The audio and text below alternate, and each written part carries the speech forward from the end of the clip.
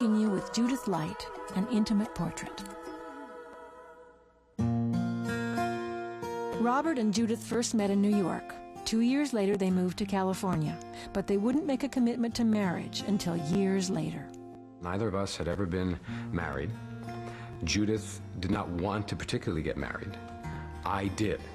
So I pursued it from that point of view, and Herb and Jonathan were very instrumental in helping us facilitate the discussions, what we didn't like about marriage, our preconceived ideas of what it meant, and our fears. I don't remember a specific moment for the proposal. It was a year-long process. So we got married in Aspen, January 1st, 1985. Herb and Jonathan were the only people at the wedding. My mother had just had a very severe heart attack. She'd had a massive coronary.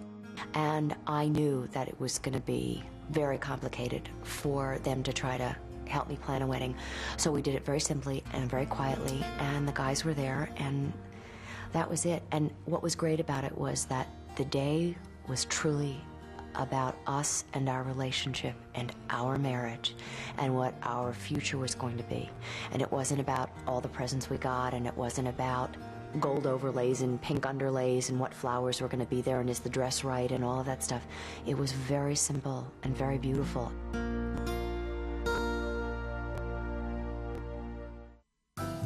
Judith's life and career were moving in new directions. She was not afraid to stretch herself, singing, dancing, and playing a wide variety of roles in television movies. Judith lent her considerable talent, energy, and humor to one of the most fun projects I ever did, a TV movie called My Boyfriend's Back, in which Sandy Duncan, Judith, and I played a girl group from the 60s who's called out of retirement for a reunion concert. It turned out to be a fantasy we all shared, and we had a ball. It was just one of 15 films Judith has made. Many of them confronted taboo subjects. There are very few times in your life when you get to feel like you make a difference. Judith's choice of films is a reflection of her human rights commitment. Betrayal of Trust with Judd Hirsch focused on the true story of a woman who exposed the sexual abuse of patients by their psychiatrist.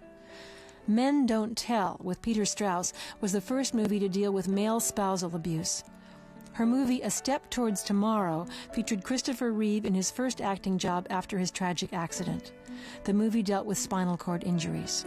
I choose my projects by what I feel will support people and women to grow, to see something in themselves that will make a difference and that will possibly change their lives. In 1989, a script arrived that would ignite the other passion in Judith's life, activism. The Ryan White story was about the young boy who got AIDS from a blood transfusion. Afraid of catching the disease, his own community turned against him, even banning him from the public school. Ryan's plight galvanized the nation and added a child's face to the gallery of victims of that tragic disease. Best known for Who's the Boss, Judith wasn't the obvious choice to play Jeannie White, Ryan's mother. So Judith researched the role by spending a lot of time with Jeannie.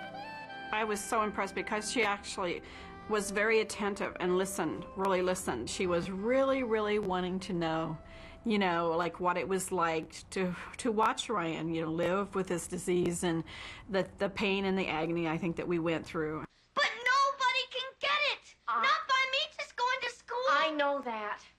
Then tell me! I just came from the school. They won't listen. They're afraid to take a chance. They say it's a communicable disease. Well, what do they want me to do? Sit around here and do nothing? What am I gonna do? They don't want you back.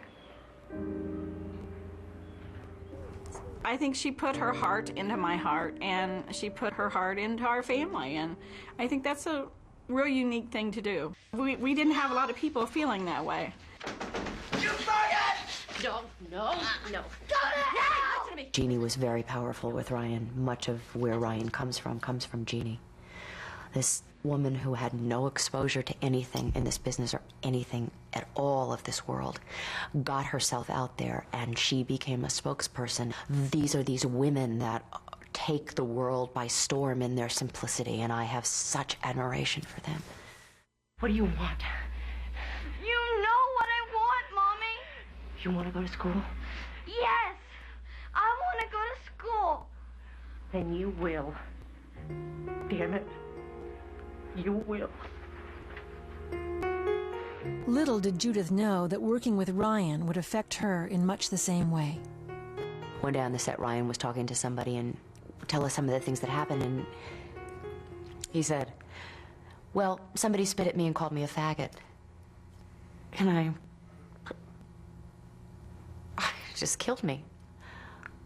It didn't just kill me for Ryan because he was one of the sweetest souls I ever knew. That wasn't just what it was. It wasn't okay for me about Herb and Jonathan. It wasn't okay for me about this country. Human beings don't really have the right to treat each other like that. Rage. Rage against the dying. From then on, the battle became Judith's. She was to become a highly visible, vocal, and ceaseless fighter against AIDS and against discrimination of gays and lesbians. She can't be neutral when people are being injured in some way. She's an American who believes that America actually should act the way it pretends to be. Judith took up the torch, and in 1993 she spoke before 500,000 people during the Gay and Lesbian Human Rights March on Washington. This cause is everyone's cause. It is a battle to replace divisiveness with acceptance, condemnation with compassion, rigidity with diversity, and most of all, hatred with love. Thank you all. Middle America looks at her and they respond. She's a woman that's come into their lives all these years on TV. They respect her as a straight woman, and they listen, I think, when she speaks. I think for the gay community, it's nice to know that somebody cares that isn't gay, that doesn't have to care, based on their own survival. For her, it's that she wants to and that she thinks it's important. Since 1995, she served on the board of directors for the Gay and Lesbian Center in Los Angeles. It's a place where people can come, where diversity is accepted, discrimination is appalled, and it deals with human rights and the human condition. I think that the greatest thing about Judith Light is that she has a very big heart, and it's made of gold. She just is involved and interested, and it's always spurred by the fact that she cares. She reminds me of that.